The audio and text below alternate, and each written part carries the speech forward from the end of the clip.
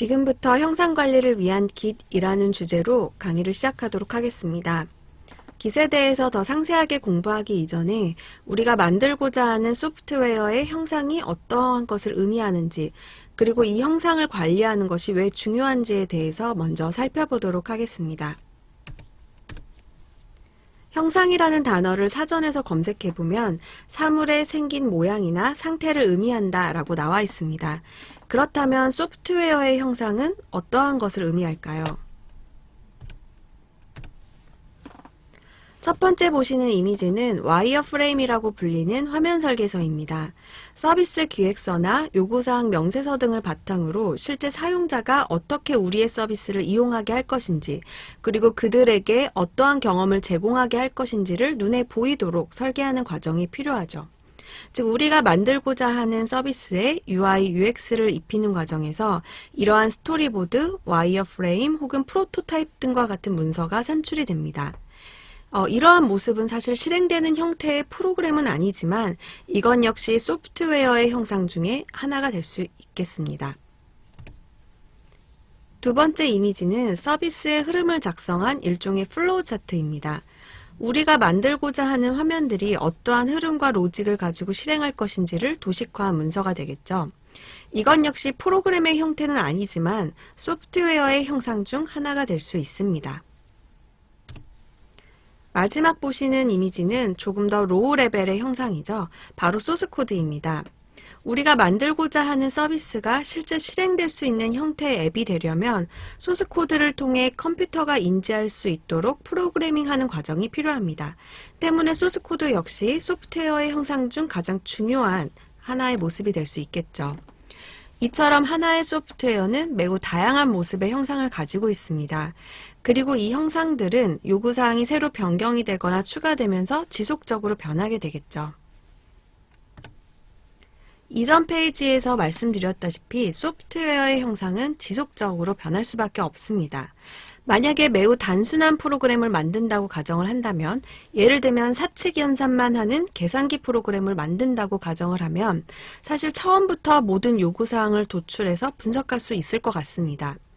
이 완벽한 요구사항 문서를 기반으로 설계도 한 번에 끝내고 이 설계도를 기반으로 프로그래밍도 한 번에 완벽하게 한다면 바로 고객에게 배포 가능한 상태의 앱을 만들 수 있게 되겠죠. 이때는 소프트웨어의 형상이 최초 작성한 이래로 거의 변하지 않을 것이기 때문에 사실 각 개발 프로세스마다의 변경점은 거의 없을 것입니다. 이런 개발 프로세스 방식을 우리는 워터폴 모델이라고도 하죠.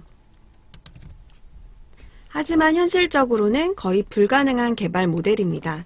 요구사항은 언제든지 변할 수 있고 언제든지 추가될 수가 있습니다. 그리고 요구사항이 변경이 되면 당연히 디자인 문서들에게도 업데이트 되어야 되겠죠. 그리고 이러한 변경점은 결국 소스코드에도 영향을 미치게 됩니다. 이러한 과정을 통해서 어느 정도 완성된 소프트웨어는 베리피케이션 과정을 거치게 되는데요.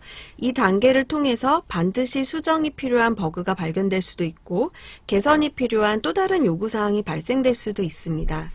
이러한 일련의 과정이 지속적으로 반복이 되면서 최종 고객에게 릴리즈되는 하나의 프로그램이 완성될 수 있게 되겠죠. 즉 소프트웨어 개발 과정에서의 변경점은 일어날 수밖에 없고, 그리고 이러한 변경점들을 관리하는 것이 매우 중요한 업무가 됩니다. 그렇기 때문에 형상 관리라는 단어가 생겼고, 이는 소프트웨어 개발 프로세스에서 매우 중요한 단계가 됩니다. 형상 관리의 뜻은 소프트웨어의 변경점을 체계적으로 추적하고 관리하는 일련의 모든 활동을 형상 관리라고 합니다. 영어로는 소프트웨어 컨피규레이션 매니지먼트, SCM이라고 줄여서 표기할 수도 있습니다.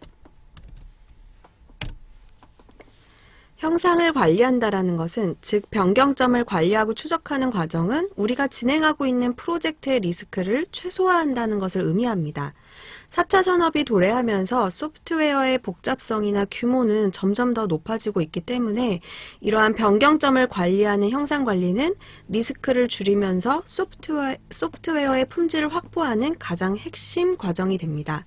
때문에 형상 관리의 중요성은 점점 더 높아지고 있습니다. 형상관리의 대상은 소프트웨어 개발 모든 단계에서 발생하는 산출물 등이 될 수 있습니다. 예를 들면 요구사항 도출 단계에서는 서비스 정의서, 요구사항 명세서 등이 그에 해당될 수 있고요. 디자인 단계에서는 스토리보드, 와이어프레임, 프로토타입 혹은 소프트웨어 아키텍처 문서가 형상관리의 대상이 될 수 있습니다. 구현 단계에서는 당연히 소스코드가 형상관리의 대상이 될 수 있고요. 기타 API 문서, 개발자 가이드 문서도 관리의 대상이 될 수 있습니다. 이번 강의 시간에서는 소스코드를 관리할 수 있는 도구인 바로 Git에 대해서 알아볼 텐데요. Git은 소스코드를 효율적으로 관리하기 위한 형상관리 도구 중의 하나입니다. 또는 버전관리 도구라고도 불리고 있고요. Git 이외에도 SVN, CVS, 머큐리얼, 비트키퍼, 클리어케이스 등 다양한 형상관리 도구 등이 존재합니다. 여러분들이 만들고자 하는 프로젝트 상황에 맞춰서 적절한 도구를 선택해서 사용하시면 됩니다. 이 Git은 누구에 의해서 만들어졌냐면요. 자, 한 번쯤은 보셨을 사진인 것 같습니다. 리눅스 커널의 수장이죠. 바로 리누스 토왈즈입니다. 이 리눅스 커널은 사실 굉장히 규모가 큰 오픈소스 프로젝트이죠. 이 프로젝트가 처음에 개발을 시작했을 때 여기에서도 소스 코드를 효율적으로 관리할 수 있는 도구가 필요했습니다. 처음에는 패치 형태로 계속 관리를 하다가 2002년에 비트키퍼라는 툴을 사용해서 관리를 시작하게 됩니다. 이건 역시도 잘 만들어진 도구이기 때문에 잘 사용을 해왔다고 하고요. 2005년도 되면서 비트키퍼가 유료로 바뀌게 됩니다. 이제 거기서부터 고민을 하는 거죠. 이 비트키퍼를 계속 사용을 할 것인가, 돈을 주고, 아니면 우리가 새로 형상관리 도구를 위한 형상관리를 위한 도구를 만들 것인가를 고민을 합니다.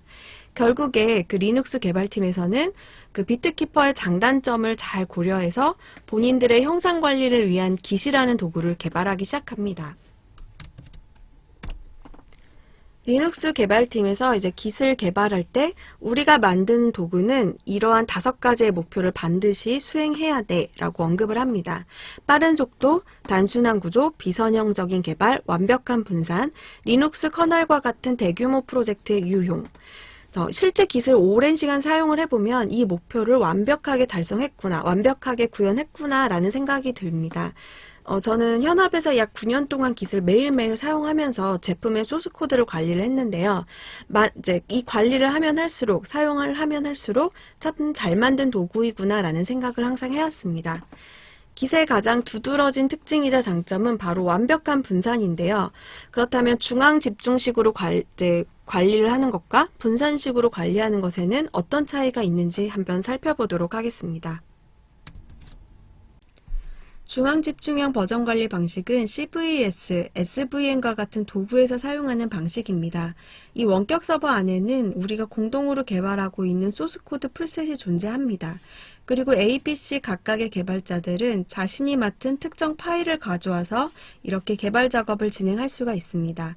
작업이 완료되면 변경점들을 다시 원격 서버로 내보내는 구조가 중앙집중형 버전 관리 구조이죠.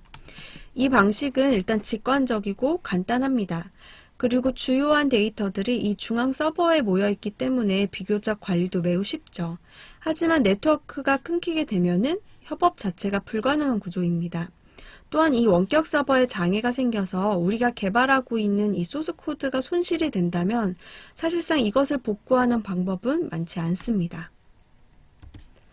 분산 집중형 버전 관리 방식은 Git이나 머큐리얼과 같은 도구에서 사용하는 방식인데요.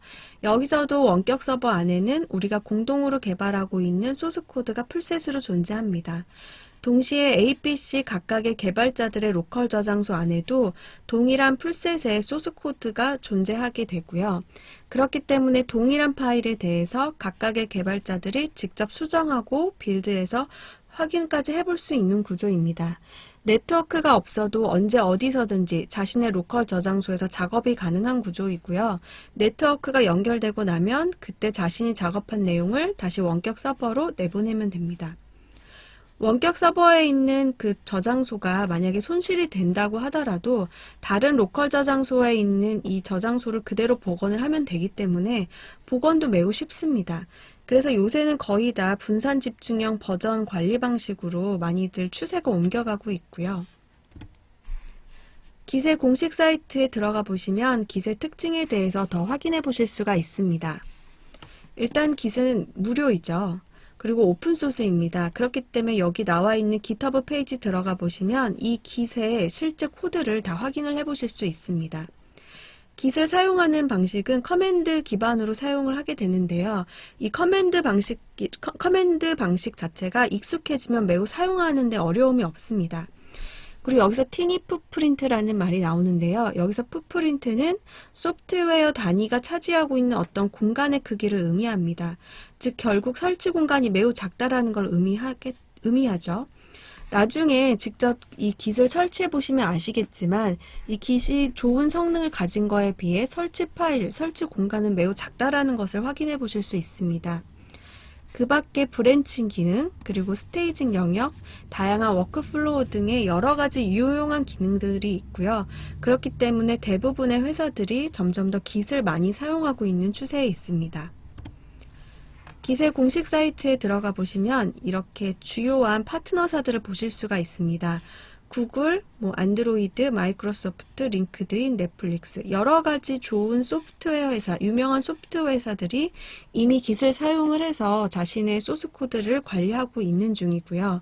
이 공식 사이트에는 없지만 우리나라의 삼성, LG와 같은 대기업 역시 깃이라는 도구를 통해서 코드를 관리를 하고 있습니다. 그렇기 때문에 깃을 잘 이해하고 활용하는 능력은 점점 더 중요해지고 있습니다.